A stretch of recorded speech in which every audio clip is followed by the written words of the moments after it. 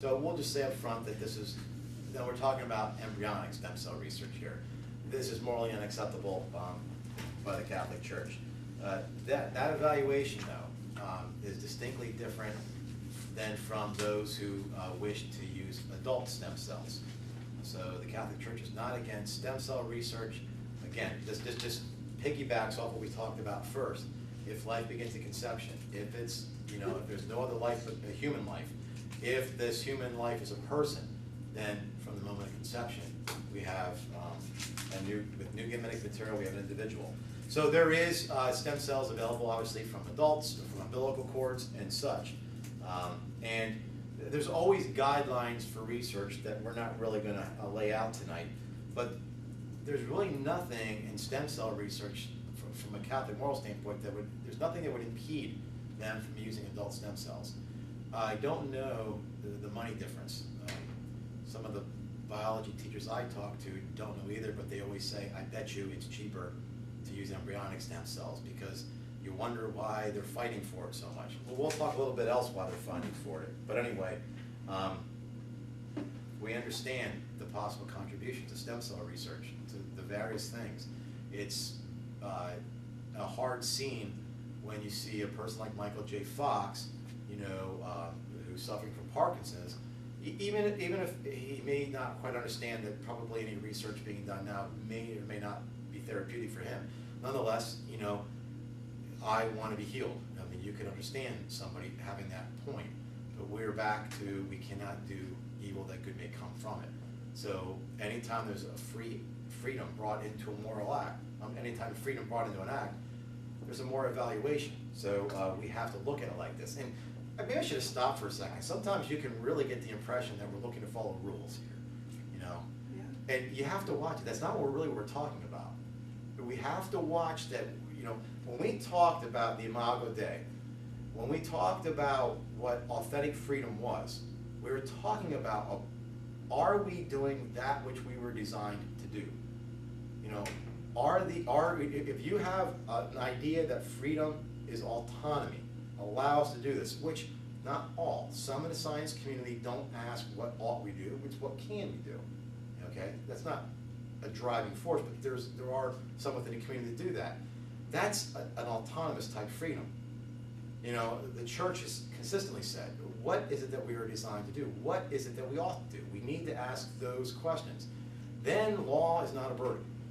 Then law becomes the only way that we can truly know. In other words, if we look at the Ten Commandments, and I guess this is a good way to start this, because maybe we would soften this a little bit. St. Basil says, if we look at the commandments simply as rules we follow because we are so afraid of punishment, well, then we have the relationship of a slave to our God.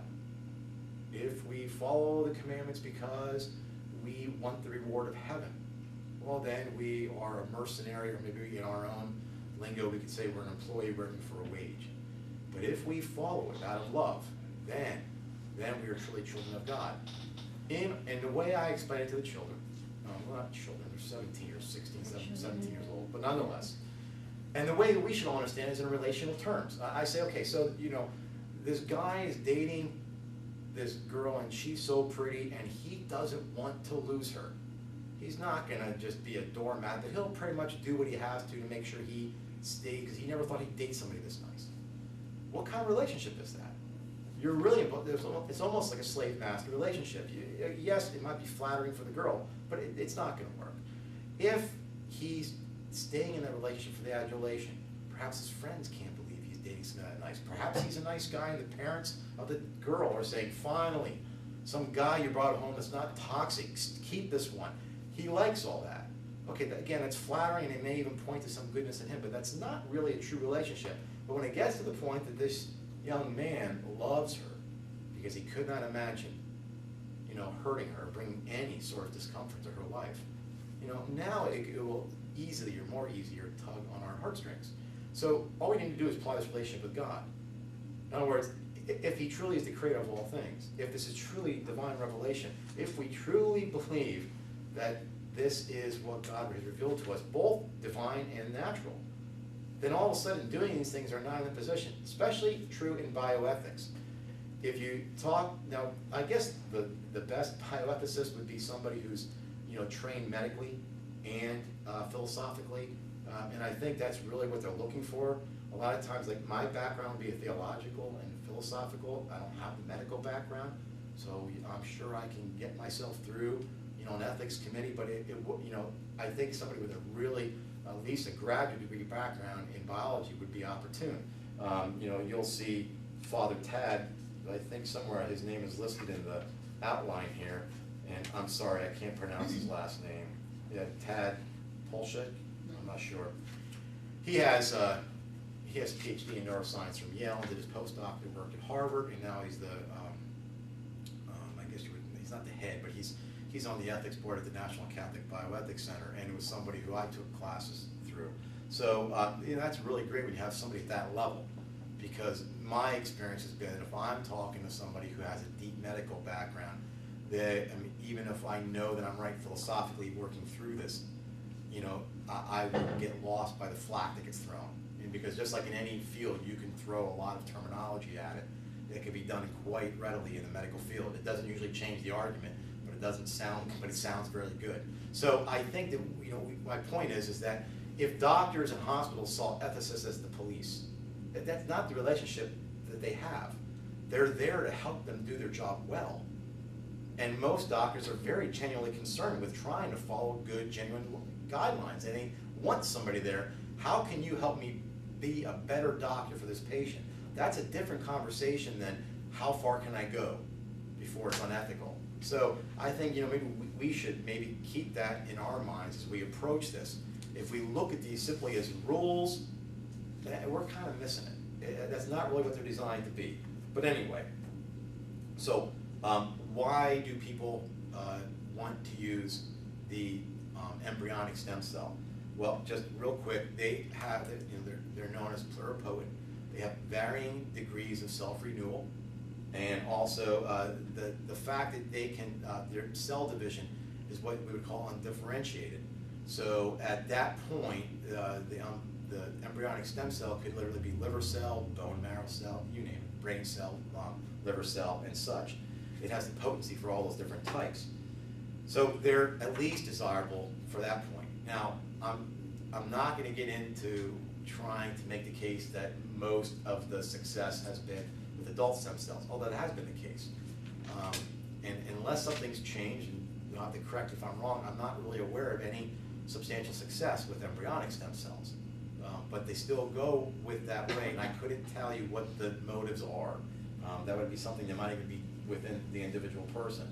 But anyway, there's still some differentiation possible with adult stem cells. Now this, I talked to a biologist, do I got this right? Now the way I understand it is that you can undifferentiate an adult cell. In other words, kind of get it back to where now it could be many other cells, but you may still need some, genetic line from a stem cell to make that happen.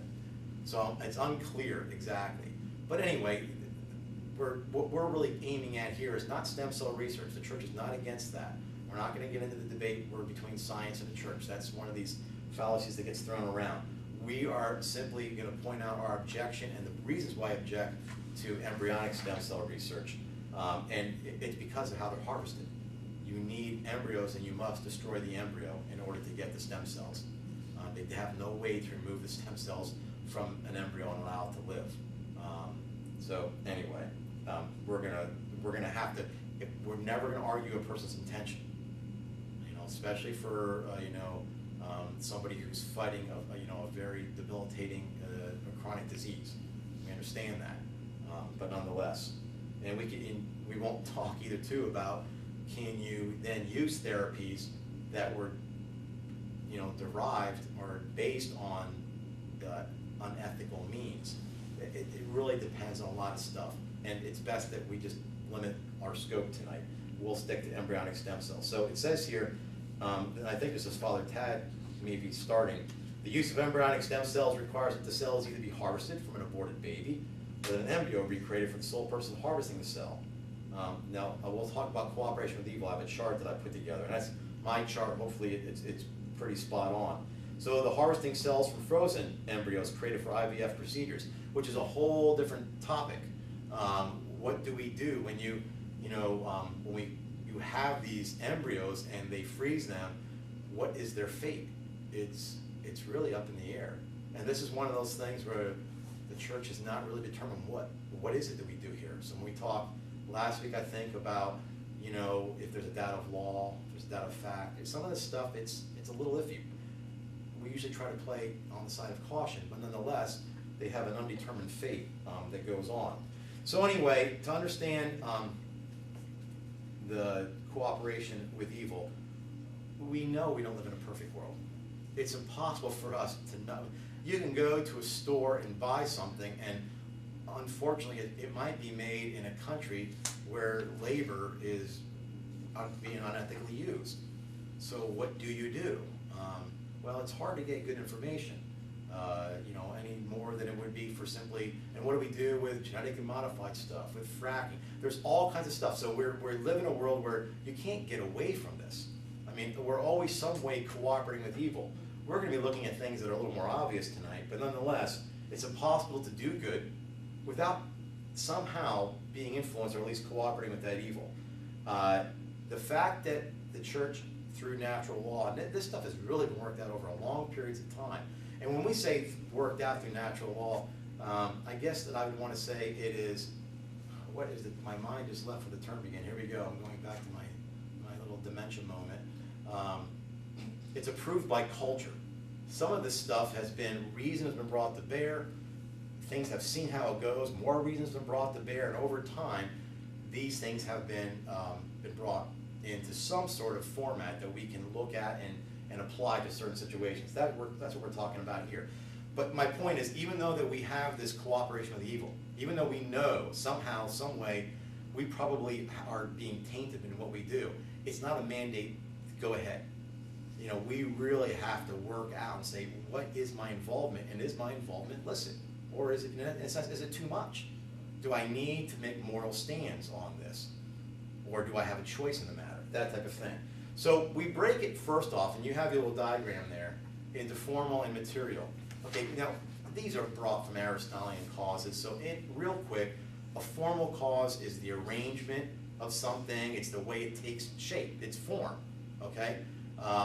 Material is just what you think it is. It's that thing which, makes up or consists of it. It's the matter, it's the stuff upon which it's made. Now, under the formal, you'll see that you have explicit and implicit formal, okay? Now, what's unique about just the formal, to say the least, is that it's always willing and complicit. So people who formally contribute or cooperate with evil, they're doing it willingly. This is not the gray area here. They're doing it willingly, and they are also complicit in whatever evil they do. So, for instance, explicit formal. It could be a researcher who is working on embryonic stem cell research. I mean, he's directly in it. He's formally, explicitly cooperating with evil there. Absolutely not permitted under moral theology. It could be a hospital CEO who implements policies for euthanasia and such within his hospital. You can go on and on with the various scenarios, but here we're talking not only does the person intend and concur it, but he's complicit 100% in what's going on. The implicit formal, now this person's still willing and complicit, but this person actively supports it, but usually typically for some other cause that they deem good. Okay, so you may have a nurse who assists an abortion doctor, but it's for a wider scope of understanding. This is still wrong. We're just trying to put it into the various categories. And even though we talk about this very clean, circumstances always change everything. So we're trying to keep the scenario simple so we understand what fits underneath what. It also could be, say, a pro-choice legislator who not only votes for the legislation that supports abortion, but he's glad of it. That would be implicit formal cooperation. All right, so both of these, what's important about the formal overall is they both are willing and they're complicit. All right, and of course these are all illicit or bad or immoral, whatever terminology you want to use. On the other side, the stuff that it's made of, the material cooperation, this always involves some level of duress. I don't want to do this. There's always something there, but it doesn't get them away from the culpability of it, okay? We're still free agents who determine our own ends. But the difference here is these people don't share the intention, okay? So we talk about the moral act, intention is important. So nonetheless, the first one, we have immediate and we have mediate. Let's talk about immediate material. This person does not share the intention, but their cooperation is absolutely essential. In other words, this will not be done without them. You take them out of the equation, this moral act does not go bad, all right? So they might supply the necessary instruments for the abortion clinic. It might be the nurse that comes in or the doctor that helps with the anesthesia. They are part of it. You know, we got to think here, can they can they wash their hands of this? No.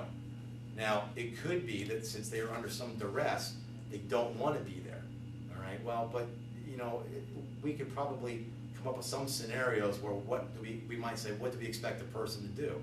Well, we expect you to be a Christian and not cooperate with evil as best you could. In other words, don't do good, don't do evil, that good may come of it. At some point, this is what is required of us. This would be one of those say situations. This is also, without getting into it, this immediate material cooperation with evil is where the Catholic Church is trying to avoid in the HHS mandate. Okay, to say, well, we won't make you responsible for the contraception and abortifacients. Okay, but you pay for it. I don't want to pay for it. Well, you put your money here, and then we'll use that money to pay for it. Okay, so without us doing that, if we didn't do this when it happened, that's right. Well, then that's immediate material cooperation. You can't do it.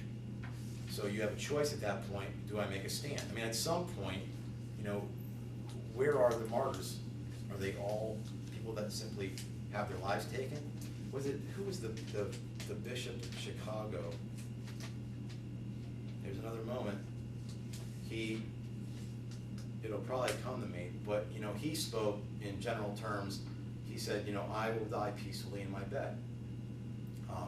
My successor will probably, die in the public square. His successor will die in prison, and then their successor will probably start this again. I mean, at some point, do we stand for what we believe? At what level do we say, I won't do that? We all know where the lines are in our lives. This is supposed to be a guideline to help us say, that's the line. Right? Now, we talked about conscious formation. Somebody might say, well, yeah, but I do this, and it doesn't really affect my conscience. Well, then your conscience is erroneously formed. Okay? We don't want to be so lax that our conscience is not properly formed, and also we don't want to be so strict that I refuse to even drive in a cab that once took somebody over that neck of the neighborhood where they have an abortion clinic. I mean, we don't go this route either.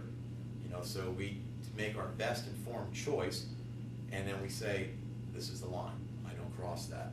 Okay, so that's immediate material. Now, proximate, immediate now. The immediate's not the category. We're going to talk about immediate in terms of proximate and also remote. In proximate medium material, this person's contribution is not essential, as opposed to the immediate. That is essential.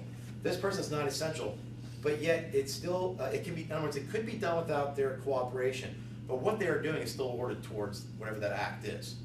For example, the nurse who takes blood pressure readings, other patient screenings. In other words, they might be doing other stuff in that wing, but they know which rooms the abortions are doing. They're going in and doing screenings in that room, even though it's not exclusive. Now, we're going to start being a little more sympathetic and say, well, okay, but what if this person, has no other choice? Well, here we're starting to say, you need to really lay down and say, do you feel comfortable cooperating with this? Do you think you should be looking for another job? Now, we may say in a situation like this, especially if somebody's sympathetic towards it, well, I don't see a huge problem with that. But if we threw this around and we were, instead of talking about embryonic stem cell research and talking about slavery, or if we were talking, say, about racism, we'd be very cautious where we draw the lines. I'm not going to work in an office with a guy who is a bigot. I'm not going to do it. I mean, we would talk like that, right? So we have to make sure that we're bringing the same reasoning to bear on something, even if we're slightly sympathetic and saying, look, maybe that person's stuck in a job, because that might very well be. But she also doesn't have to, retire there. Could this person, or he, could this person make plans to remove herself or himself from that? So that we can still say is illicit. All right. Now, remote material, media material. This person's contribution is neither essential nor is it directly ordered to the act. This could be the janitor that's just cleaning up. This could be the secretary in the hospital. It's morally illicit. In other words, they're so remote. People, and you can really start splitting hairs. I tried 1 year to do this with students, and it never ended. What if you're driving a cab and the cab, we went on and on. I said, let's just try to understand the principles, because let's not pretend that this stuff is sometimes easy to ferret out. This is a thoughtful process that's going on. But again, these are parts of guidelines that are supposed to help health professionals do their job better. This is, you can't think of bioethicists as the hospital police. Hey, stop, you've just done something wrong. I'm telling your superiors. It's usually the doctor in consultation with his ethics board saying, here's what's in front of me. And there's usually, as you can imagine, hairy, details that have to be ironed out. Now, this stuff isn't like some sort of medical operation going in. If you're a secretary or such, but you might, okay, I'll give you a for instance. I had a friend once that came, it bothered his conscience. He installed phone systems, and he was supposed to install a phone system in a building where the majority of what went on was abortions. What do? It's rather remote. Well, it makes my stomach turn. Well, you shouldn't have to do something that makes your stomach turn. So you can make a decision and you can make a stand on that, but morally speaking, your participation here is rather remote. It's not necessary. It's not ordered towards the act. It's not, and as such, that type of thing. Now you can argue. There's, and I argued in this class. We have with Father Tad. What do you do if you were, say, the biomedical disposal company? Would you dispose of aborted children? I don't think I could. They thought Father Tad thought it was kind of remote. A few of us said, well, I couldn't. Not if I knew that type of thing. So anyway, without trying to break this all down, this is the Catholic Church's understanding of cooperation with evil. We break it down to form and material, and then there's a few other breakdowns from there, depending on the participation.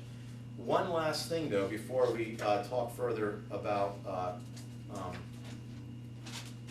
we'll get into assisted suicide and euthanasia, is that there's another aspect of sin in the Catholic Church that people often forget, and it's called the sin of scandal. In other words, sometimes you can do something that might be morally illicit, but it causes others to sin. For instance, a man and a woman, platonic relationship, living together in a neighborhood that everybody's going to suspect that they're sexually, active. They might say, we're not doing anything. They might even protest, we don't care what other people think. Well, but what image are you giving? Are you weakening other people's faith because you're the lector at church and you help out as an extraordinary minister and they see you living together? You can't explain to every single person you know that we're kind of like a brother and a sister, even though we're not related. I mean, your actual scandal is that it's weakening other people and may cause them to sin. Hey, if it's okay for them, then it's okay for me. That always has to be taken into consideration.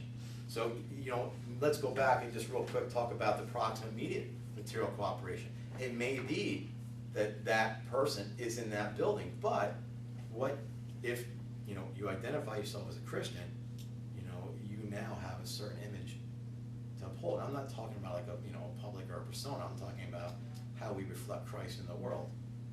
So these are just things that we kind of have to think of. And with embryonic stem cell research, you can see all the varying degrees that somebody might fall in. If you're absolutely doing the research, well then you're talking, explicit formal. Well, I only help out or such. Well, then it could be, either implicit formal or it could be immediate material. It depends. And this is the type of thing that I think you work out in a conversation. But I think it's easy to understand that most people would, at least if they don't work it out formally with something like this, when they take a job and they're uneasy about something, they start working it out. So I don't think this is an imposition on anybody. I think it's pretty good guidelines, but nonetheless, we just have to watch. It's very easy to fall. The reason why we did this other ethical system, it's very easy to fall, but am I doing a greater good? I know what I'm doing is not good. Am I doing a greater good? We're not proportionalists. Okay? Well, I know that I'm here. I know that it's bad, but in the end, I still help some women. Okay? We're not consequentialists. You know, well, okay, so I'm here, but you don't understand. Some of these girls are young, and you know, and they have nobody else. They'd have to raise a child on their own. You know, me helping them is the most loving thing I can do. Okay? We're not situation ethicists. I mean, there are reasons why we oppose those things. Not simply because we don't like their founders or everybody else. It's because we know that they can lead to error, and they help form our conscience. I mean, so what happens is if we start forming our conscience like that, we become very erroneous in the way that we apply Christian principles. So this is supposed to help us make us most free. It's not supposed to be some sort of like, you know, legalistic guidelines, but it often gets that way. In the end, you can, you know, and the reason, and we'll stop with this at least for the embryonic stem cell research, you can never use another person as a means to an end, ever. It doesn't mean if you're trying to get one over, you know, use them to get the next promotion, or whether you're actually using them to help save a life. I mean, we would not be very comfortable going and taking prisoners off the death row population and saying, well, let's do scientific experiment on them. We'll make sure that they don't get into pain. But they're going to die anyway. You know, we'd have a knee-jerk reaction to that right away. And I don't know, has anybody ever read I have to look at the names, I can never remember it. Kazuo Ishiguro, he wrote Never Let Me Go. It's a dystopian novel, and honest to God, I had this in here, and last night it was on the Sci-Fi Channel at 9 o'clock last night. Did you see it? I turned it on, I was like, hey, I'm going to talk about that tomorrow. Real quick, not to give it like a, you know, plot spoiler, but it's a dystopian novel written back in 2005, and I think the movie, I don't know who the other girls were. Keira Knightley was the only recognizable name that I knew. And the other ones I hadn't seen in anything else. But they were, it was, I don't know what year it was, I couldn't quite glean that. But they were at a boarding school in England called Hersham, and they were known as donors. That was their job. And they had they were in this school, they were given no practical skills, no science, no math, just art. You know, they wanted them to have no practical skills. And I thought, well, there you go. You know, my wife has a degree in psychology, I'm in philosophy, theology, and art. We have a lot of practical skills in our house going on, you know. But nonetheless, and I enjoy English, so that would be a nice addition to that whole business. But nonetheless, they would be raised as donors, and they knew this was their life. And they were raised basically for the organs that would be harvested for the normals. And when they get to a certain, I'm not even quite sure how that worked, but then they would go through what they call their donations. And I guess they would be giving vital organs, and I guess eventually it would be to the point where they would die on the table, and that was known as a completion. And, you know, I guess my wife wanted me to turn it off because she goes, this is not the kind of movie you want to go to bed watching, you know. But I love dystopian novels because they always bring all these moral things to bear. And I said, this is a perfect example of one group using another group as a means to an end. And what was interesting, to salvage art being a practical thing, in the end, the reason why, this would be the only spoiler, but it wouldn't ruin the movie, the only reason they ever taught art is because they weren't sure if they had souls. And they figured that art was the best way for, if they had a soul, they would certainly express it in art before anything else. So that's why they were taught those things. And so it's a good movie, it's worth watching. The book's obviously even better, it's how it works. But, you know, and they were disappointed because they thought their art was always going to be kept in museums. And there's more to the plot, but they eventually found out that it was just an experiment to see if they had souls, you know, which in our language would be, are they persons, you know? So, I mean, it's interesting. Anyway. Father Tad winds up by saying any embryonic stem cell because embryonic stem cells have the potential to become any other kind of cell in the body, they are seen by many as the best sign of hope for curing a number of diseases. But research, however, is proving that the use of adult stem cells holds more real promise for good results. And I'm all for that. But it's not. To me, it's a good thing to mention, but it's not part of the argument. We're against this in principle, not because maybe another way would be better. If they could find a more practical way to use cord blood, like of babies that are naturally delivered and the cord blood is donated, would that, like, as you understand it, be okay? Absolutely. Okay. Yeah, absolutely. Yeah, because it's really, we're talking about the destruction here. Now, you know, because obviously, yeah, they already, you know, the Catholic Church is already all for, they call it banking, Yeah. the court. The only issue with it here is, well, I mean, as it stands currently, is that it's so expensive, number one, to collect, but number two, to store. Yeah. So it's one of those things where, you know, they're sort of reticent to make it like a general practice, but families that have high incidence of genetic diseases have been making it for a long time, but it's very expensive. Yeah, now that would be an entirely different discussion about income and, you know, the varying incomes, and does this only benefit the rich? How can we make this more affordable? But there would probably be nothing in principle against Well, that. and in terms of donating it. Oh, in terms of donating. You know, and that too, I Yeah. mean, you know, if parents were willing to donate it for that reason, I mean, you know, you kind of made it sound like it was a complete ban on embryonic stem cells, but I mean, those are viable and can be used. Okay, but if I'm understanding it right, though, if it's pulled from a umbilical cord, where we don't have, I guess they would call that multipotent rather than pluripotent. Now, I'm not a biologist, so there may be. It's still better than adult stem cells. Absolutely. It's still more pliable in terms of what it can become. The only concern, I was talking to Marianne about this morning, is, you know, are we certain that they don't need embryonic stem cells to add to it to get the genetic line? I mean, you know, I'm not positive. I couldn't really say about that. That would be the concern. But if that's not the case, if they could, you know, deprogram or undifferentiate the umbilical cord cells and then use those, because they've done a lot. You know, I was reading an abstract this morning on how just since 2009, how they've really made some really drastic, you know, spring forwards in this. They've managed to take, I think they took bone marrow stem cells, undifferentiated it, and managed to get it into liver cells.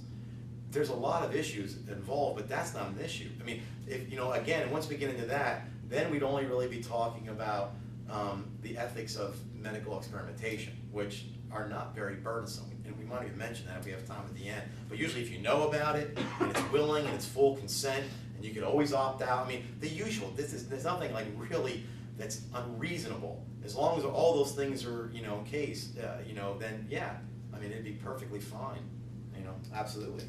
Okay, so before we wind up here, let me see how we are on time. Oh, good, we'll just try to do it quick and have a little discussion. Assisted suicide and euthanasia. This one, you know, it says here about death being a mystery and a Christian sees hope. There are parts of this that are distinctly contrary to the understanding of the human person. We can't forget that we are supernaturally oriented, and that we do have dominion over all creation, but it's also for ourselves. That's part of our understanding of the image of God. And we cannot always choose willfully and purposely when we enter a life. I don't like the word mercy killing, maybe you don't either, it's an euphemism. I mean, you know, mercy is an intent, to give someone mercy is an intention. So we've identified something with the intention, the why, not the what. What are we doing? It's suicide. It's intentional.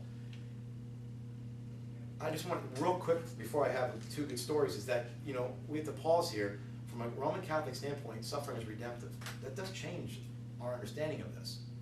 That doesn't mean we're not masochists, we don't go out and look for it, but when it comes our way, God willing, we'll accept it. I was at St. Anthony's over in Reading just last Saturday night, and Father Rich Clement was talking about his own father, and I can't remember what degenerative disease he's suffering. I'm going to just say dementia. And, you know, I remember praying, God, just take him, end the suffering. He said, I finally come to terms with it. How do I know he's not suffering for my good and the good of all of us? He's uniting it to Christ. I mean, you know, again, remember the syllogism. If suffering is part of life, and if life has meaning, therefore suffering has meaning. That's uniquely Catholic and Orthodox, that we say this is part of it. We don't go out and look for it, but just like Christ says, your will be done, not mine. So uniting it to the cross, we look at suffering differently. So, you know, you don't have to be a hero. There was a young girl in Italy, can't think of her name, she was with, again, here we go, out of my moment. She had cancer at 19 years old. Towards the last weeks, refused pain medication. I want to unite myself with Christ. Now, does the church say to do that? No. But remember I told you, there's no upper limit to charity. You do what you can. She said, I want to unite myself to Christ. And we can talk about how far we push this, but the favorite saint, Saint Francis, he did quite a bit of bringing discomfort on himself for the sake of others. So we can't. I'm not making the case with that. I'm just saying let's just keep that in our minds, okay? That we understand suffering in a different way than some others might. Okay, so it says, thus an act or omission of which itself, this is sort of the definition, or by intention causes the death in order to eliminate suffering, it constitutes a murder gravely contrary to the dignity of the human person. The respect due to the living God, his creator. It's an error in judgment into which one can fall in good faith. In other words, we get it, but it doesn't change anything. It doesn't change the nature of a murderous act. It must always be forbidden and excluded.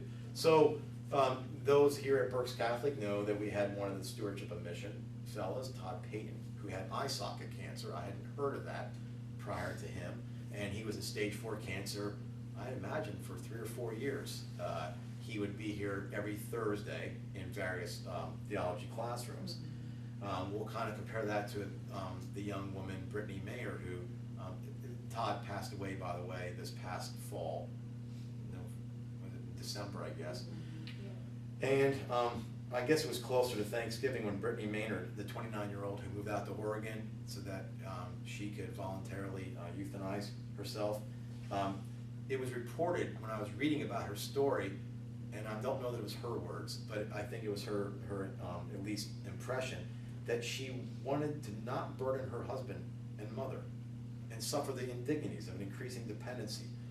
I'm not going to make little or try to judge her in any way, but that's not the kind of language we would use, understanding redemptive suffering. How are you a burden? Exactly how is your suffering make you, is it, how did she say, is it indignant? Now we understand the complexities, we understand the emotional and psychological, all this stuff has to be understood. Reduce the pain, treat the depression, treat all the various things that form around this. But, as you stated before, we've come a long way with medicine. This is not, I got to share with you, taught by the Sisters of Our Lady of Charity when I was little, Sisters of Ladies of Mercy. And the one told a story, and it's one of these moments, I'm sure none of them remember, but I always remembered it. And I don't even know if they made it up. But I was probably in 3rd or 4th grade, and it was about an American Indian family, and the grandfather had gotten so old he was no longer useful. And he became a burden to the tribe. So, it was always understood that when you get to that point, you willingly accept that death is imminent, even if you're not physically ill. So the father, takes his father, the grandfather, puts him on the sled, and the little grandson comes along and they push him out in the woods in the winter. And they say their goodbyes and they leave him walking away. And as they start walking away about a half mile, the young son says, are we going back for the sled? He goes, no, we're going to let it there with grandfather. And he says, well, what will I use when it's time for you? And kind of put it in his thing. And they went back. Okay, now that's one of these, trying to gut-wrenching things for a little kid, but for some reason it always stuck with me, and then even from that point I started thinking about that. So the difference is, and I guess, and this is where we're not making any judgments, but we'd have to ask ourselves rhetorically, as a rhetorical question, what sort of legacy are you leaving? Okay, now here's Todd Payton, who fought it bravely, and up until the end, even in literally the last hours of his life, his teammate, his partner, Rob Longo, who was here last Thursday actually with my classes, and he was talking to all the kids, and the kids were very glad that it wasn't like a gloomy, I'm coming back to talk to you about Mr. Payton's death, but he said, it was only like a couple hours left, and he's telling everybody, I love you, I'm going home soon. And then he said, what message do you have for the kids at Berks Catholic? Tell them to never let Jesus go. Tell them it's all worth it. Okay, now, we'll compare that legacy to somebody who leaves the message, and again, I'm not trying to judge, okay? Because we'd all say, what we do in that situation? Hopefully we'd have the strength to, not succumb. But to the Brittany Maynard who says, I don't want to suffer, I don't want to be a burden on my family. I don't want to suffer the indignities. It's not an indignancy as we know it. It's not a burden. In other words, I'm glad to do it, that type of thing. So we just have to, when we talk about euthanasia, I think we have to understand it in terms of redemptive suffering. We also have to understand in terms of what message does this leave for the next people. You know, do we at some level consider other people utilitarian? You could see how this understanding the human person would fit in with an individual who says, it's an unborn baby. I mean, they can't really do anything on their own. Even if you haven't been, you know, very objective with saying it, you still have started gauging the human person in terms of its utility on some level, its usefulness. So we have to watch that. That being said, the Catholic Church fully understands and is concerned that the comfort is given the person, and we can't go the other way. They do not say keep the person alive at any cost. That's not necessary. You can say, I want to discontinue my dialysis.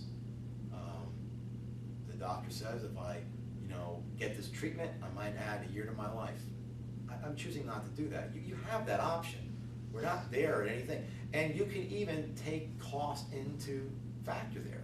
You know, if we're talking about extending your life and it's going to cost, you know, $5,000, I think that could be affordable. But if we're talking exuberant cost, no. And this might even be according to the place, because let's face it, somebody being alive for an extra year, $5,000 in Pennsylvania would not be the same as Haiti, okay? So you take all these things into consideration, but just so we know that it's not a matter of keeping the person alive at any cost. So there are proportions that we'll probably have to weigh.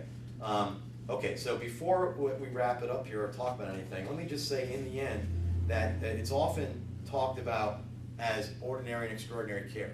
You know, we want to provide ordinary care, extraordinary care is optional. The Catholic Church has abandoned that because they've abandoned the terminology, not the concept, because the medical field has really taken that and now it means something else. So we would be basically, when I say we'd be using the same word to mean two different things. In other words, when the medical world says that we want ordinary care, they are talking in terms of being scientifically established, has it been statistically successful, and is it reasonably available? That's how they understand ordinary care. The church is going to say, well, okay, those things are important, but that's not how we mean it. What they're really talking about when the church says it, is there a hope of a benefit? In other words, this isn't something experimental and exotic we're talking about, right? There's a hope of a reasonable benefit. If that's true, then we're going to call it ordinary care. How about your status, physiologically, psychologically? Is it there? Because you've got to take that into consideration. Is it difficult to use and does it seem unreasonable? Okay, so that they would use, rather than extraordinary and ordinary, they would use proportionate and disproportionate care. So they would, and they're only doing that to differentiate the way that the medical community understands it, okay? So even if death is imminent, the outline says, even if a death is imminent, the ordinary care owed to a sick person cannot be legitimately interrupted. There's painkillers to alleviate suffering, even at the risk of shortening their days. In other words, we can ease your suffering, although it will decrease your lifespan, you know, by months. That's fine. It's better that you're in, you know, reasonable care than simply, in other words, we're not just going to extend it at any cost. That's what we really have to watch. And that's often the bumper sticker argument that's thrown back at the Catholic Church when they say euthanasia is an intrinsic evil. Oh, you just want to keep them on tubes forever. You know, no. I mean, it's way too vague of a way to lay it out.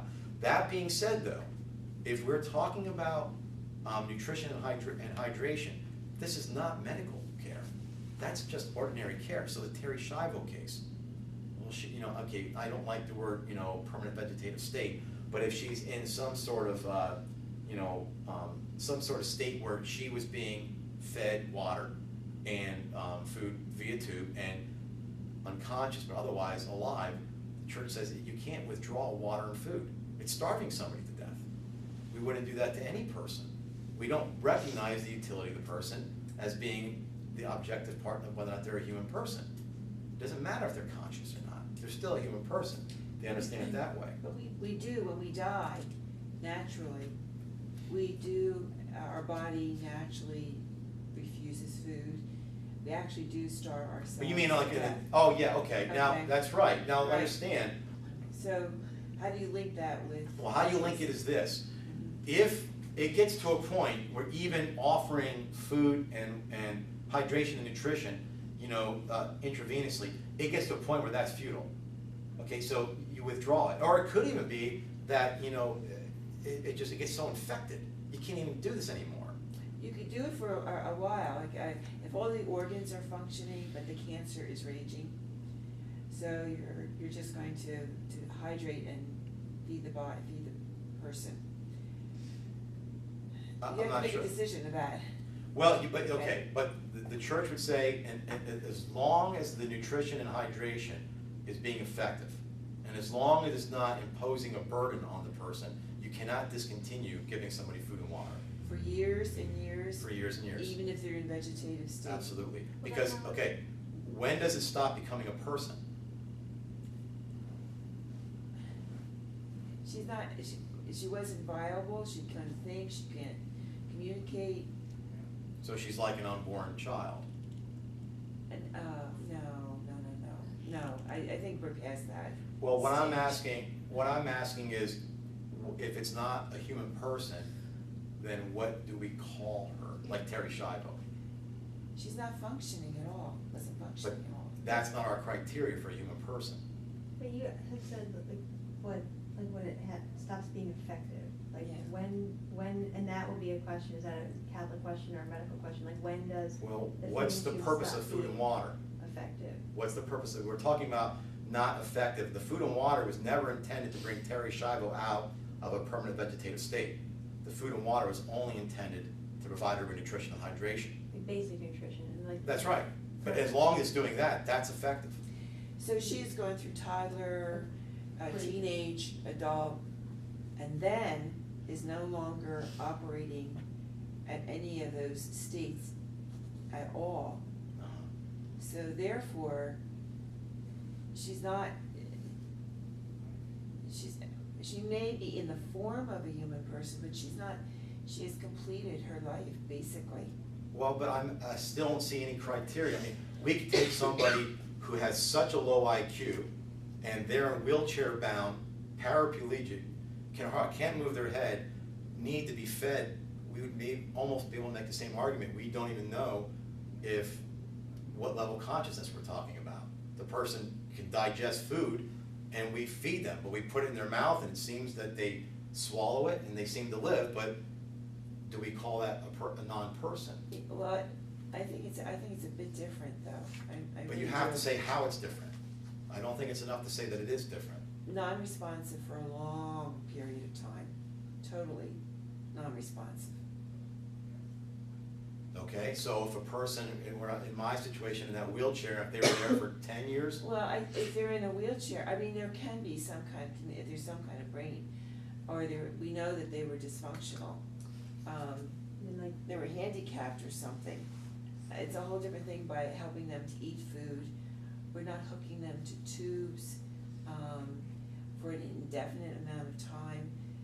There is still some kind of interaction on a human level at that point. For years and years, we don't keep them. I think it's two different cases. okay, we won't iron it out here, but I guess in the end, what you have, but you haven't provided with the definition of the human person.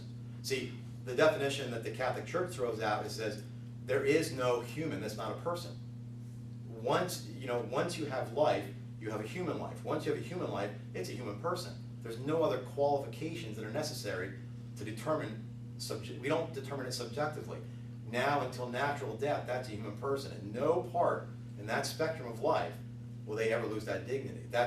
We don't know how else to do it. Okay. First of all, I agree with you, but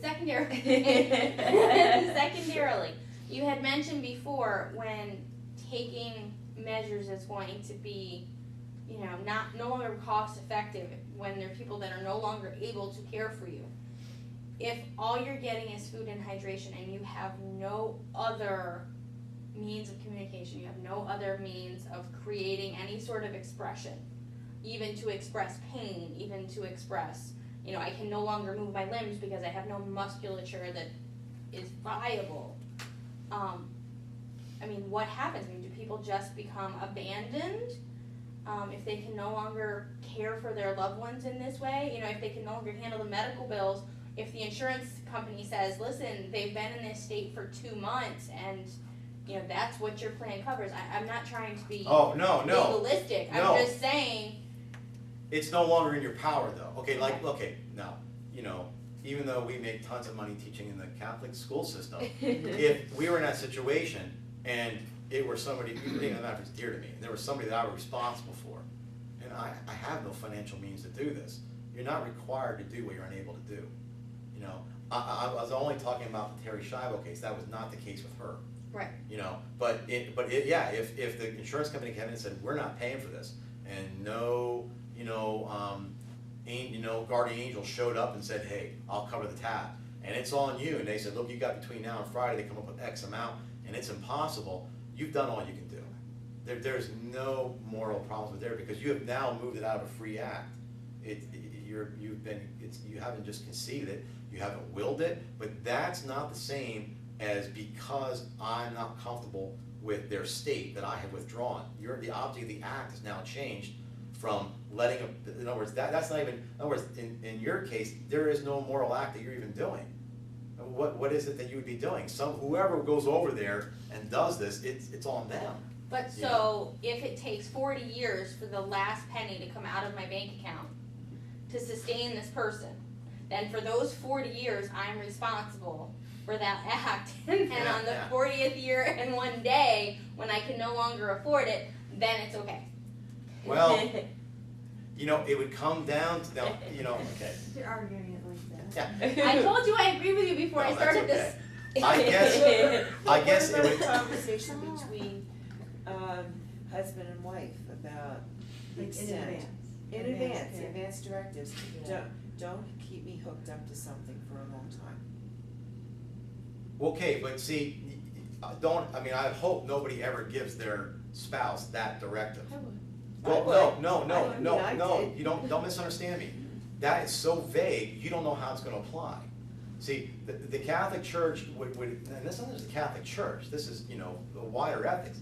You're better to have a proxy, but a proxy that is at least, you can understand, because let's just say that, and I know this is an extreme, but sometimes it is helpful to use those for arguments.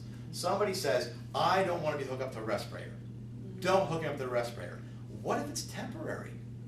What if it's going to be a 3-month induced coma? If you lay that directive out, guess what? Beep. So, and again, now you can say, well, okay, but I'll foresee that, I'll put if this. The problem is how are you going to foresee all possible scenarios ahead? So you can say, now that being said, let's just give it simple. I don't want to be kept alive at any expense. I accept my life. Fine, the church says that's perfectly fine. Death is part of living. That they have no problem with that. But allowing nature to take its course is not the same as causing somebody's death, which is what we're talking about here in euthanasia. Okay? Okay, so just so I'm really clear. So if my medical paperwork said that I didn't want to be kept in that state for more than, say, 60 days, because organ donation after 60 days is not a good idea, because I made the decision, I'm okay with that. They're okay with that. The church would be. Well, I guess it would take all the problem with saying something like this is that it's hard to say all the circumstances that would be there. Yeah. If all the circumstances were adequate, if the intention were, this is why we go back to the moral object, and then the moral object. But I'm already a vegetable. Before I was in that state, I made that decision, which was my conscious moral act, and by donating my organs that were viable, if. So are they?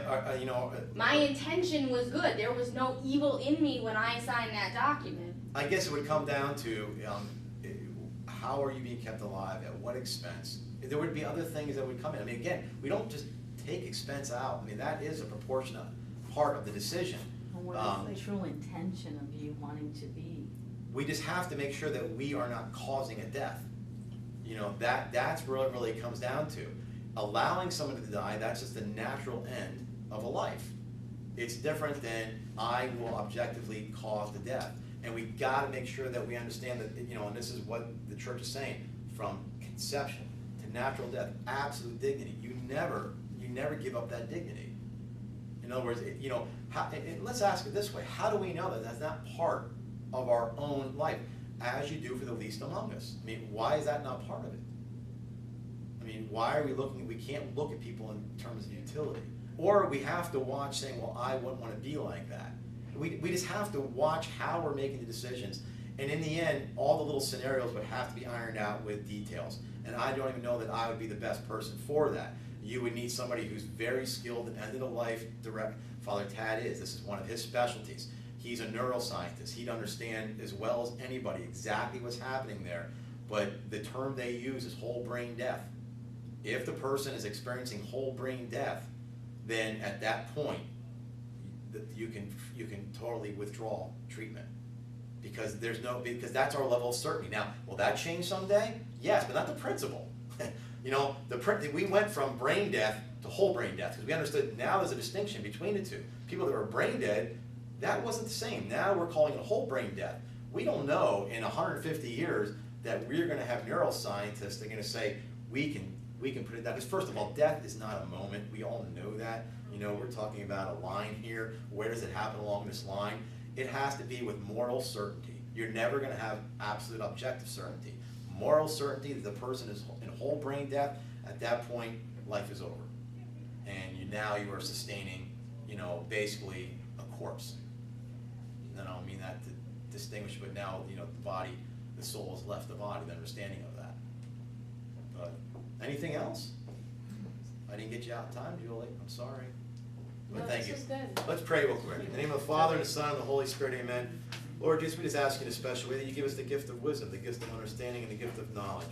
So many times our reasoning and our understanding is finite, and it's only with divine illumination we can truly understand. But in the end, always let us understand your will first, and let us do that will so we may carry out in our life and always be Christ to other people. Let them know that you love them through us. We ask you to bless us in the name of the Father, and the Son, and the Holy Spirit. Amen. Amen. Amen. You're awake now. Awake now. You're stimulated.